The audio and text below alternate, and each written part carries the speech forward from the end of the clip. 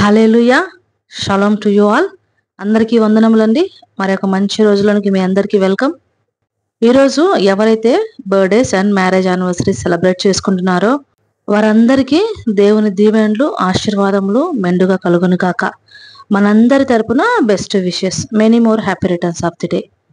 ఈరోజు జీవాహారము కీర్తనలు 119వ కీర్తన 72వ వచనము. వేల కొలది వెండి బంగారు నాణ్యముల కంటే నీవిచ్చిన ధర్మశాస్త్రము నాకు మేలు.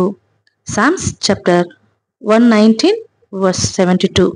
The law of the mouth is better unto me than thousands of gold and silver. Amen. Hallelujah. మనందరి జీవితాల్లో ఈ వాక్యము నెరవేర్చబడి మనందరికీ వాక్యము పట్ల శ్రద్ధ కలుగును గాక. వేల కొలది వెండి బంగారు నాణ్యముల కంటే దేవుడిచ్చినటువంటి ఆజ్ఞలతో కూడినటువంటి ధర్మశాస్త్రము మనకు మేలు.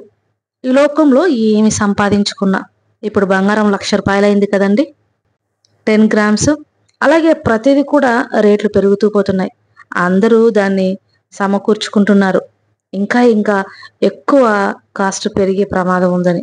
రియల్ ఎస్టేట్ అయినా, బంగారం అయినా, ఏదైనా ఇన్వెస్ట్మెంట్, స్టాక్ మార్కెట్లో అయినా మనిషి ప్రతిదానికి ఈ లోకంలో ఉండే కంఫర్ట్స్ సమకూర్చుకోవడానికి ఎంతైనా ప్రయాసపడుతున్నాడు. కానీ వాటన్నింటినీ మనము తీసుకొని వెళ్ళలేం.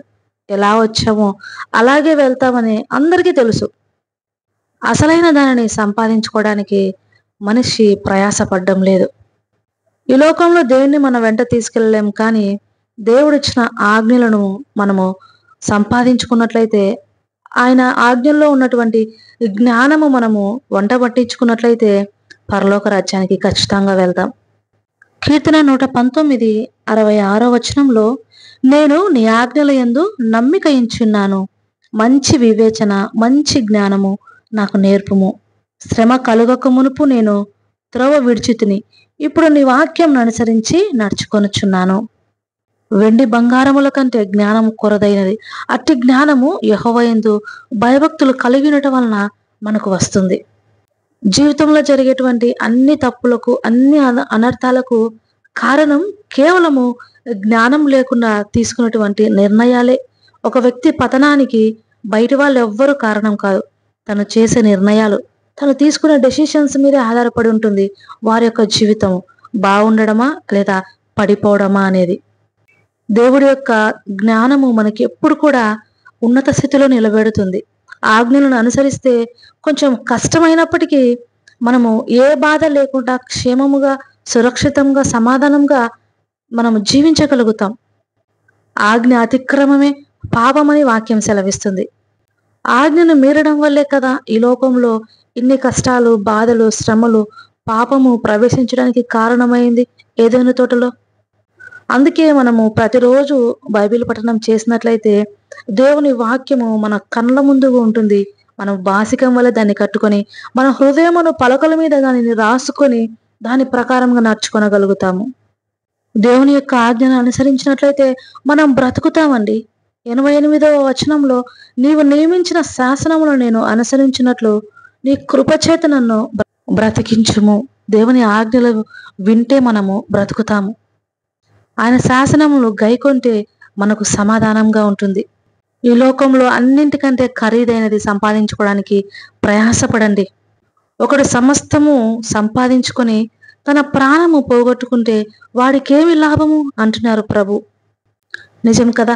ఈ లోకంలో ఎంతో ఉన్నత స్థితిలో బ్రతికినప్పటికీ, అన్నీ మనకు ఉన్నప్పటికీ, జీవితము వడ్డించిన విస్తరి అయినప్పటికీ, ఈ లోకంలో మరణించిన తర్వాత ప్రతి ఒక్కరికి తెలుసు, అన్యులకైనా సరే, క్రైస్తవ్యంలో ఉన్నవారికైనా సరే, మరణం తర్వాత జీవితం ఉందని. అప్పుడు ఆ జీవితాన్ని నువ్వు సంపాదించుకోలేకపోతే వేస్ట్ కదా. 80 సంవత్సరములు 90 సంవత్సరములు బ్రతికే ఈ జీవితం కొరకు ఇంత మనము కట్టుదిట్టంగా, డిసిప్లిన్తో, ఎంతో ప్రయాసపడి శ్రమించినట్లయితే దేవుడితో పాటు యుగాయుగములు జీవించగలిగేటువంటి అత్యున్నతమైన స్థానాన్ని సంపాదించుకోకుండా మనం విడిచివేస్తే ఏమి లాభము, ఏమి ప్రయోజనము? అందుకే ఏదైనా సరే కష్టపడి, ఈ లోకంలో ఏది వదులుకోవడానికైనా సిద్ధపడి మనము దేవుని యొక్క రాజ్య ప్రవేశమునకు అర్హత సంపాదించుకోగలగాలి. దానికి ఏకైక మార్గము జీవగ్రంథాన్ని మనము ఫాలో అవ్వడమే. దేవుని వాక్యము మన కన్నులకు బాసికం వలె కట్టుకోవడమే. ఒక పొలంలో ఒక గొప్ప నిధి ఉందని తెలిసినటువంటి ఒక వ్యక్తి తనకున్నదంతా అమ్మివేసి వెళ్ళి ఆ పొలాన్ని సొంతం చేసుకుంటాడు కదా.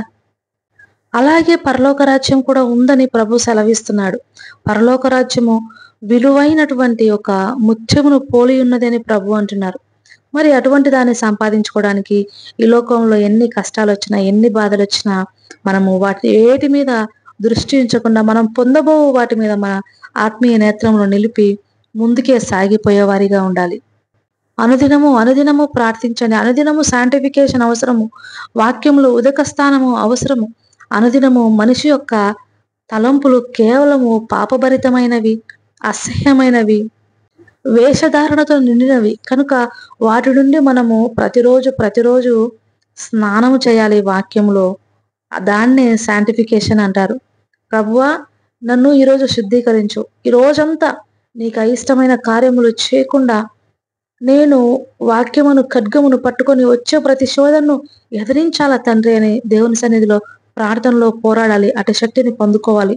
అప్పుడే పరిశుద్ధాత్ముడు నీలో క్రియ చేస్తాడు. సాగిపోదామండి, ముందుకే సాగిపోదాం. ఈ లోకంలో ఏది అడ్డొచ్చినప్పటికీ దేవుని మీద ఆత్మీయ నేత్రం నుంచి నేను ఎల్లప్పుడూ ఆయనతో ఉంటాను, ఖచ్చితంగా నేను ఉంటాను. ఈరోజు ఈ ప్రపంచం అంతా అంతమైపోయినా సరే, నాకు ఏది జరిగినా సరే, ఈ క్షణం నాకు మరణం సంభవించినా సరే నేను నా దేవునితో ఉంటాను నెక్స్ట్ మినిటే అన్న నిశ్చయత ఒక క్రైస్తవునికి ధైర్యము పుట్టిస్తుంది. అటు ధైర్యంతో మనందరము జీవించలాగిన దేవుడు మిమ్మును మెండైన కృపతో నింపును గాక. ఆమెన్. కళ్ళు మూసుకోనండి, ప్రార్థనలో ఏకీభవించండి. ప్రార్థన. మహోన్నతుడా, మహాగణుడా, మమ్మల్ని మిక్కిలి ప్రేమించిన మా ప్రియ పరలోకపు తండ్రి, అమూల్యమైన రక్తముతో మేము కొనబడిన వారిగా, మమ్మల్ని మీరు అత్యధికంగా ప్రేమించబడిన వారిగా తండ్రి, ఈ లోకంలో ప్రతిదానిని స్వతంత్రించుకొని ఈ లోకంలో మీకు సాక్షులుగా బ్రతుకుతూ పరలోకంలో మీతో పాటు ఉండడానికి నిరీక్షణ కలిగి జీవించేవారిగా మోకరిల్లిన ప్రతి బిడ్డను ఆశీర్వదించండి. మెండుగా బ్లెస్ చేయండి తండ్రి. ఈ లోకంలో ఏ సమస్య వచ్చినా పడిపోకుండా ధైర్యంగా నిలబడగలుగుటకు, నీ యొక్క ఆజ్ఞల ప్రకారము, వాక్యము ప్రకారము నడుచుకున్నటకు బలమును, శక్తిని, జ్ఞానమును దయచేయండి తండ్రి. ఆత్మీయ నేత్రములతో ముందున్న వాటిని చూడడానికి, అదృశ్యములైన వాటి మీద దృష్టి నిలపడానికి సహాయం చేయండి. దృశ్యములైనవన్నీ అనిత్యములని, అదృశ్యములైనవి నిత్యములని గ్రహించగలిగే జ్ఞానమును దయచేయండి తండ్రి. ప్రార్థనలో ఏకీభవించిన ప్రతి బిడ్డను పేరు పేరున మీ పాద సన్నిధిలో సమర్పించుకుంటూ, అయ్యా ఈ దినమంతయు మీ కాపుదలను దయచేయమని, మరలా సాయంత్రం నీ సన్నిధిని మోకరిలో వరకు నీ కృపలో, నీ దయలో కాచి కాపాడమని నా ప్రభును, నా రక్షకుడును, త్వరలో రానయ్యున్న నా యేసు నామంలో అడిగి వేడుకుంటున్నాను పరమ తండ్రి. Amen, amen, amen. మన ప్రభు అయిన యేసుక్రీస్తు కృపయు, తండ్రి అయిన దేవుని ప్రేమయు, పరిశుద్ధాత్ముని సహవాసము మనందరికీ ఇప్పుడును ఎల్లప్పుడూ సదాకాలము. Please don't forget to subscribe the channel, share to your loved ones and comment your prayer request. Thank you all.